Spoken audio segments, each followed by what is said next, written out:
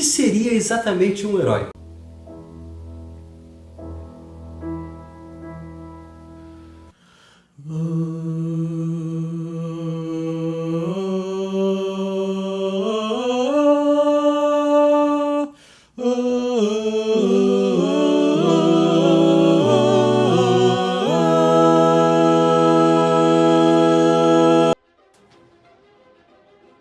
O herói é aquele sujeito truculento que bate muito e fala pouco? Ou aquele que conquista o coração das beldades de Hollywood? Será que o seu tipo de herói tem ossos de adamantium? Ou vive numa Batcaverna? É claro que em cada geografia o conceito de herói sofre variações. No Japão, por exemplo, um sujeito como Asa Shoryu é reconhecido como Yokozuna, ou o campeão supremo. Trata-se de um lutador de sumô que tem aproximadamente 1,84 m de altura. Ele não impressiona pelo tamanho, mas sem dúvida pelo peso, com cerca de 146 quilos. Ele possui ainda uma faixa amarrada na cabeça e dizem que ele demora cerca de 20 minutos para amarrar a faixa. Não dá para saber se a faixa é complicada ou se ele é lento mesmo. O fato é que lá o indivíduo é praticamente idolatrado, o que seria bastante estranho na nossa própria cultura. O conceito de herói, em verdade, surge na Grécia. Alguns indivíduos eram tão afamados e capazes de realizar proezas que deveriam ter os seus feitos cantados em verso e prosa para assim serem celebrados e a memória do que fizeram ser passada de geração em geração. Até pelo menos metade do século XX, a maior parte das pessoas eram reconhecidas como heróis por serem grandes. Ali estava o grande político, o grande músico, o grande cientista, sempre alguém que trazia contribuições inestimáveis para a sociedade ou mesmo para a humanidade como um todo.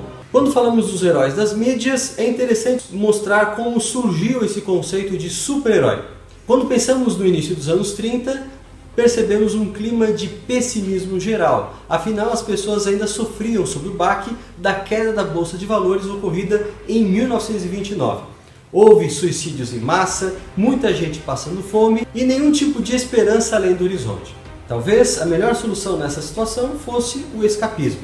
Por isso surgiram personagens que não viviam em lugares comuns, nos grandes centros, nas grandes cidades, mas que tinham as suas aventuras em lugares imaginários, como por exemplo Tarzan, que vivia no meio de uma selva num país imaginário. Outro exemplo era o herói futurista Flash Gordon, que vivia numa espécie de futuro num lugar interplanetário. Por volta desse período, o cartunista belga Hergé cria Tintin, a sua mais popular personagem, que era justamente um aventureiro, que embora vivesse no mundo real, tinha suas aventuras fantásticas de país em país, mostrando que o foco dessa década eram personagens aventureiros.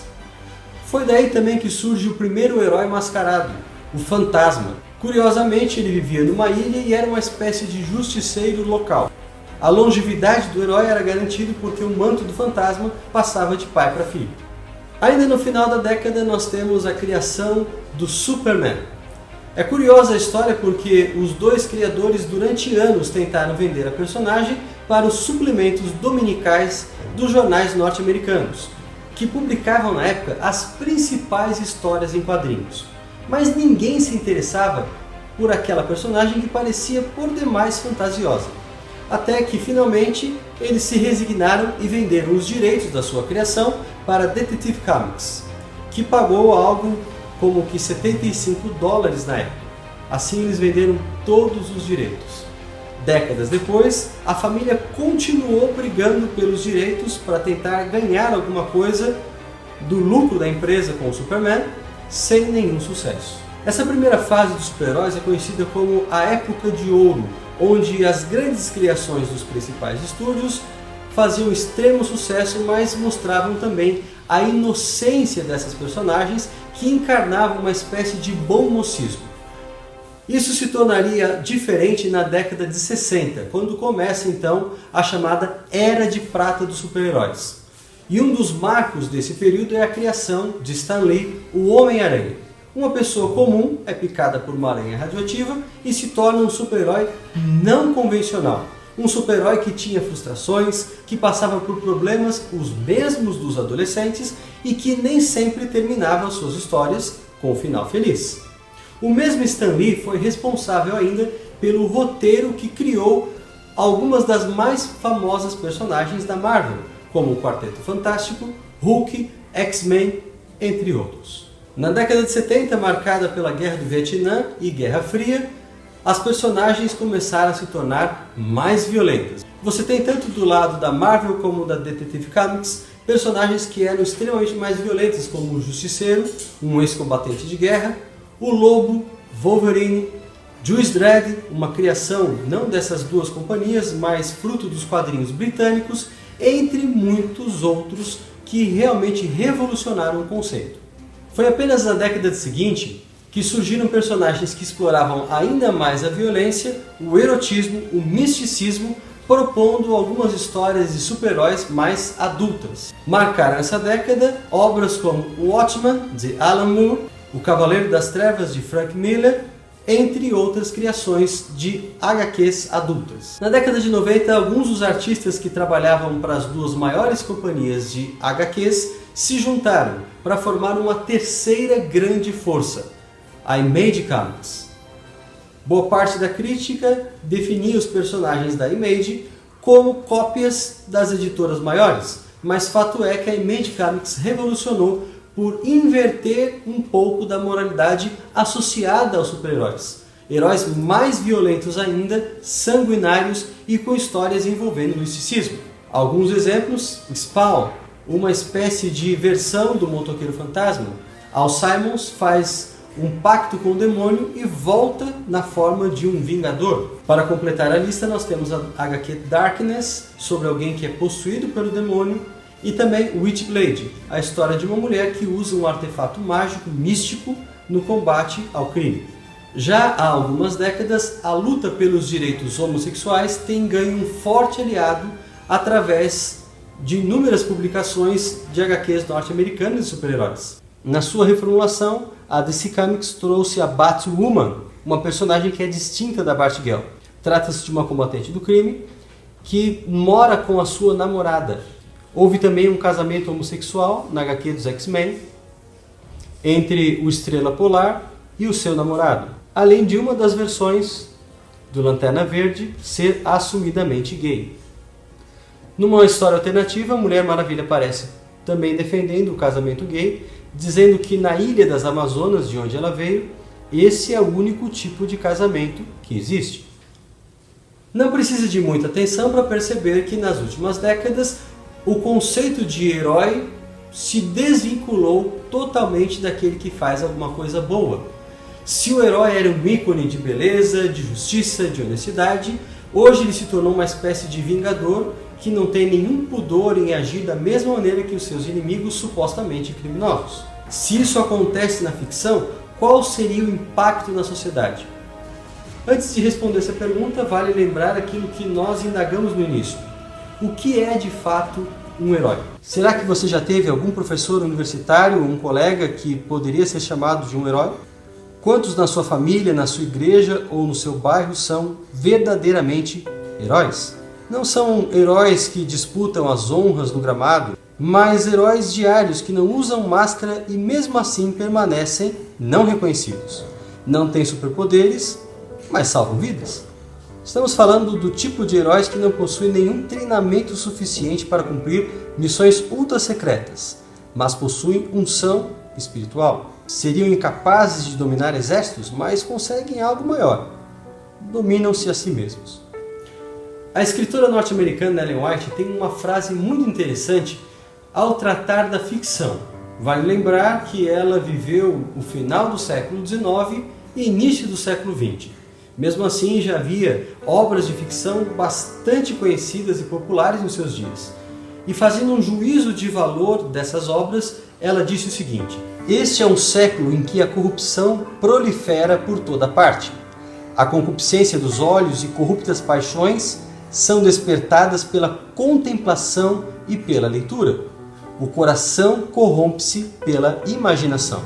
A mente toma prazer em contemplar cenas que despertam as paixões baixas e vis. Se é verdade que os heróis encarnam valores, com quais valores estamos nos identificando? A mente de um homem ou mulher não decai no momento da pureza e santidade para a depravação, corrupção e crime.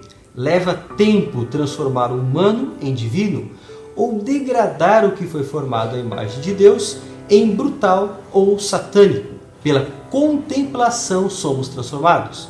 Embora formado segundo a imagem do seu Criador, o ser humano pode de tal maneira educar sua mente que o pecado por ele outrora aborrecido se tornará um prazer.